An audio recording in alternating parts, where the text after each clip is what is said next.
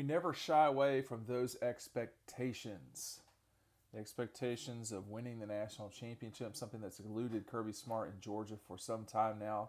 The first 5 years of Kirby's time at Georgia in the last 4 decades for the Dogs as a program. And if we're being honest, they've not been where they're at right now for that last 4 decades, but certainly for the last 20, they've been knocking on the door more than a couple of times. Dean Legge from Dog Post, making you a smart Georgia fan. What is Kirby talking about here specifically?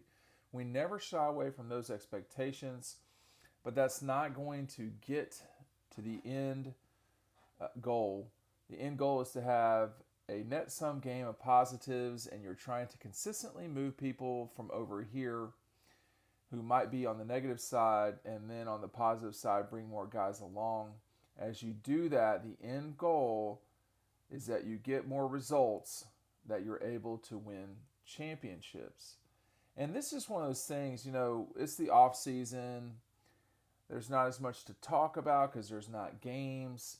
This is what we do, and it's how it goes. But Kirby's not,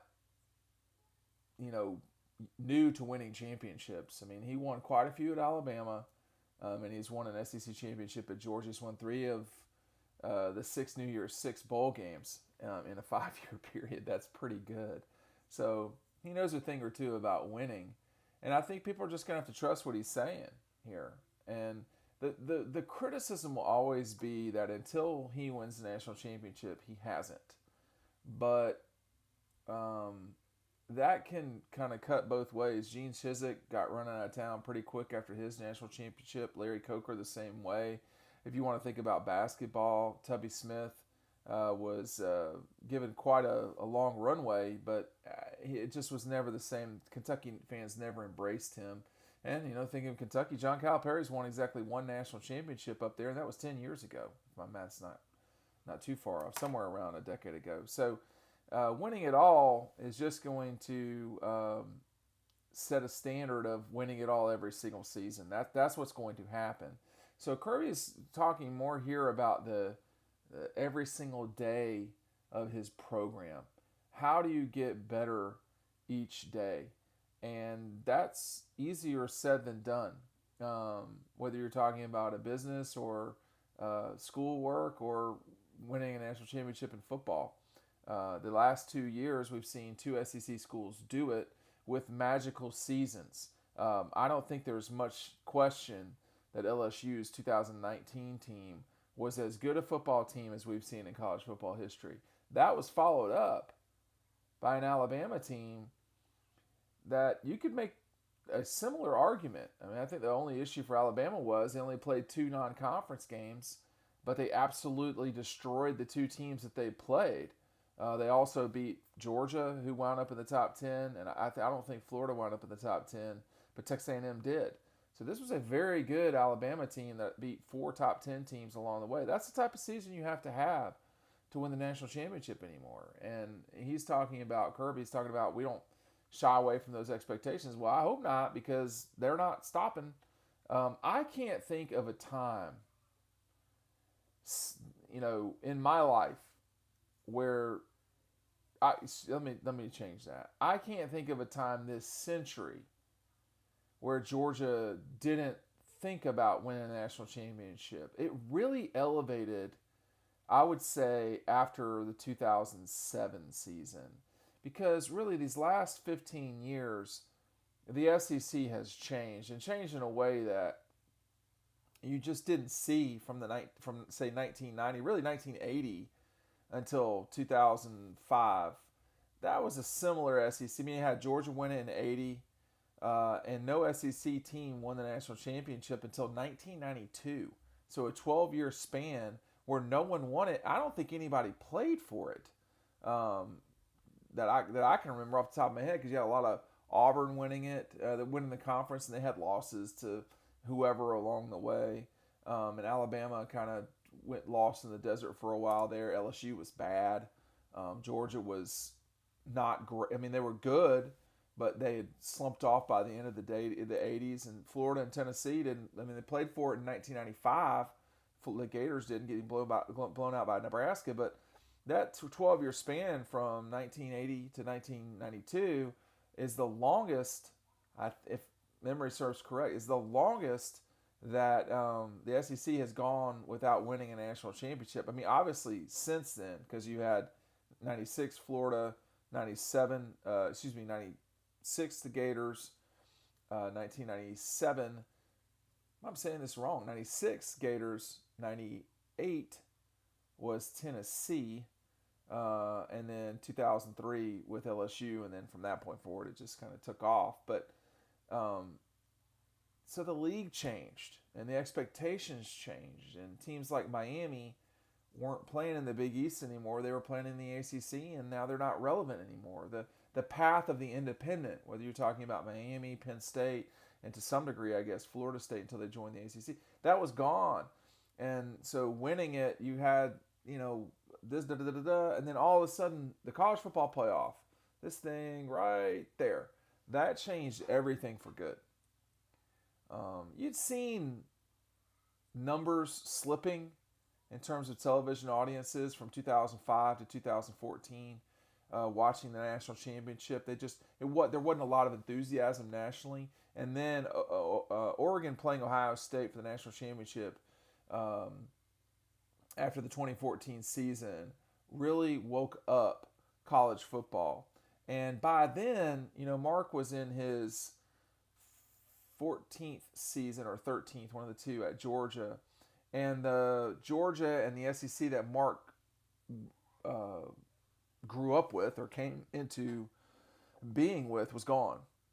And it had been replaced by an SEC that had seen Urban Meyer and the Gators win it twice less miles, and LSU win it once but play for it a couple of times. The league had changed because college football nationally had changed. Everything had become more important. And Kirby kind of grew up as a coach in that time, in that era. He was with Nick in LSU in the early 2000s, and then obviously was the architect of the Alabama defense for the majority of their national championships under Nick Saban. I think even still to this day. So Kirby knows what it's like to do it, and he, at the beginning of the Kirby era at Georgia, the infrastructure, the institutional belief, what needed to be adjusted. It needed to be adjusted. And he has incrementally, in a matter of half a decade, gotten Georgia from talking about playing for and winning the national championship to actually doing it. I mean, the best example of this just as a program is Clemson and Dabo, because they were a joke. I mean, just go back and look from 1993 to 1993 to 2014. I mean, they probably had 2 10-win seasons. They were not good. I lived it. I watched it plenty. I've got the in-laws. They just weren't good. I mean, their biggest thing was beating South Carolina each year. And essentially what he said, he's a very good salesman. He said, hey, look, you got to do all this stuff. If you do this, we'll have a chance. If you don't do this, we're just going to be Maryland. And that's what they were. And they dumped money. They dumped support behind their program. Alabama did the same thing. Texas did too, but Texas had the wrong coaches. And so it's the combination of all these things that get you where you want to go and where you've got to go. You have to have institutional build-up and belief. We never shy away from these expectations. You can't really expect something if you don't have all of the gadgets you need. And Georgia in the last 5 years has come a long way. Now, some of this started with, the vast majority started with Greg McGarity, but it was with Greg and Kirby. Mark didn't push for this stuff as much. The indoor facility started with Greg and Mark, but from that time, we've seen the indoor facility get complete. That's a $30 million structure. The completion of the new locker room and recruiting facility at Sanford Stadium, I think that was a $68 million improvement, if you want to call it that. And now they're going to complete their football facility. I mean, the football facility at Georgia is first class right now. but now they're building a new one. They've only had it for 11 years. So you're seeing gradually over time, the institute, not gradually over a half a decade, the institution saying, hey, listen, this really is important to us and this matters a lot. And that is we never shy away from expectations. You can see it in the money that's being poured in to football. Now, it's not just football, but that's what makes the money and that's what draws the attention, et cetera, at Georgia. Georgia football is way bigger than Duke basketball ever thought about being. Don't at me. It's a fact. Because more people watch Georgia football than Duke basketball. These games are not even close in terms of how many people watch an individual game, in terms of the dollar amount and stuff like that. So that's just Georgia versus, say, another blue blood in a different sport. But there are probably 20 teams in college football that spend similar, not exactly the same as Georgia, but similar in the same universe as Georgia. I mean, just in the SEC alone, Bama, Georgia, Florida, LSU, Auburn, Texas A&M for sure. Probably Tennessee and South Carolina would be the tier underneath that, but they're still spending piles of money. And all of that stuff shows what matters and builds up the expectations of what you've got to do. Again, this is what he said. We never shy away from those expectations, but that's not going to get you, that's not going to get the end goal. The end goal is to have a net sum game of positives, and you're trying to consistently move people from here who might be on the negative side, and then on the positive side, bring more guys along. As you do that, the end goal is that you get more results, that you are able to win championships.